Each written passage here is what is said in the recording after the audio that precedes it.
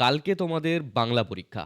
ওকে, মানে আজকে যে আমি ভিডিওটা আপলোড করছি, তো নেক্সট ডে মাধ্যমিক ২০২৬-এর বাংলা পরীক্ষা। এবং স্টুডেন্টদের মধ্যে একটা প্রশ্ন বারবার আমার কাছে আসছে, যারা আমাকে ইনস্টাতে ফলো করোনি করে নিতে পারো, ডেসক্রিপশনে লিঙ্ক রয়েছে, সেখানে গিয়ে পার্সোনালি তুমি আমার সাথে কথা বলতে পারো। এবার সেখানে বেশ কয়েকটা স্টুডেন্ট আমাকে বলছে, মানে হাসিও পাচ্ছে, তো বলছে যে বাই চান্স যদি আমরা চিট করার চেষ্টা করি, তো আমাকে কি টাইপের শাস্তি দেওয়া হবে। ওকে, লেটস ব্রেক ডাউন। আমরা এই বিষয়টাকে নিয়েই দেখবো যে কি কি হতে পারে তোমার সাথে। হুম। তো চলো ভিডিওটিকে শুরু করা যাক। আমার নাম বিক্রম, তোমরা সকলে দেখছো বিক্রম পাল ইউটিউব চ্যানেল। তো চলো ভিডিওটিকে শুরু করা যাক। ওকে, সো ফার্স্ট অফ অল চ্যানেলটিকে সাবস্ক্রাইব করে নাও এখনই, কারণ এই টাইপের ভিডিও সর্বপ্রথম তোমরা পাবে এই চ্যানেলে। মাধ্যমিক ২০২৬ রিলেটেড সমস্ত আপডেট পেয়ে যাবে এই চ্যানেলে। তো বিষয়টা হচ্ছে গিয়ে যে অনেকেরই একটা প্রশ্ন রয়েছে যে আমরা লেটস সাপোজ এক থেকে দুটো চিট নিয়ে গেলাম। হ্যাঁ, একদম ছোট্ট কাগজে করে নিয়ে গেলাম। এবার সেটা আমরা চিট করার চেষ্টা করব, মানে ফর সেফটি, বাই চান্স যদি আমরা কমন না পাই। অনেকে বলছে, আমার কথা না, আমাকে জিজ্ঞেস করা হচ্ছে। তো সেই জায়গাতে লেট সাপোজ কি আমি চিট বের করলাম এবং লেখালেখি শুরু করলাম। এবার বাই চান্স যদি আমি ধরা পড়ে যাই, সেটা কোনো গার্ডের দ্বারা হতে পারে, সেটা হতে পারে সিসিটিভি ক্যামেরা থেকে। মেবি তোমার সেন্টারে সিসিটিভি ক্যামেরা রয়েছে, বেশিরভাগ সেন্টারেই থাকার কথা। এবার দেখা যাক কতটা সত্যতা রয়েছে, কারণ আগের বছরও বলা হয়েছিল যে প্রতিটি সেন্টারে নাকি সিসিটিভি ক্যামেরা থাকবে, কিন্তু কিছু কিছু সেন্টারে সিসিটিভি ক্যামেরা থাকেনি।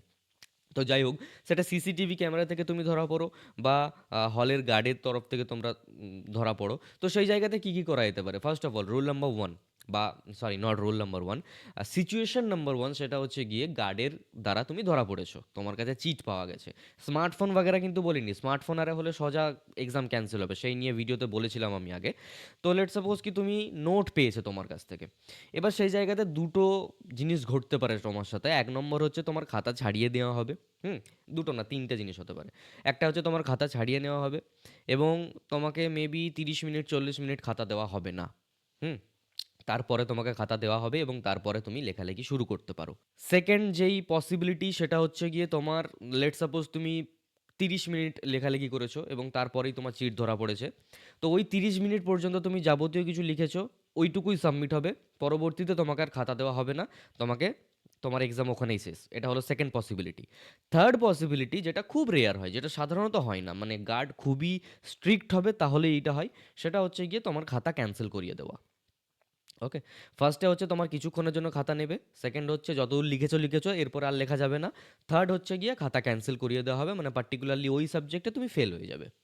ওকে, সো এই তিনটে পসিবিলিটি থাকে যদি তোমার মানে চিট ধরা পড়া হয়, মানে তুমি চিট করতে গিয়ে ধরা পড়ো গার্ডের কাছে। এবার সিসিটিভি ক্যামেরার একটা পসিবিলিটি থাকে, সেকেন্ড যে ব্যাপার, সিসিটিভি ক্যামেরা। সিসিটিভি ক্যামেরা তাহলে এখন দেখছে কে? সিসিটিভি ক্যামেরার ফুটেজ বোর্ড চেক করে থাকে। সিসিটিভি ক্যামেরার ফুটেজ স্কুলেরও কয়েকজন টিচার দায়িত্বে থাকেন। এবার সেই জায়গাতে শুধুমাত্র সেন্টারের দায়িত্ব থাকে না, সেই জায়গাতে কিন্তু বোর্ডও ইনভলভ থাকে। কার্যত যদি তুমি নোট করতে গিয়ে ধরা পড়ো সিসিটিভি ক্যামেরার চোখে, দেন ডেফিনেটলি তোমার পরীক্ষা ক্যান্সেল হয়ে যাবে। ইট মিনস দ্যাট ওই পার্টিকুলারলি সাবজেক্টে তুমি ফেল হয়ে যাবে। এবার দুটো কারণের মধ্যে সব থেকে বেশি ধরা পড়ে যাওয়ার চান্স আছে সিসিটিভি ক্যামেরাতে।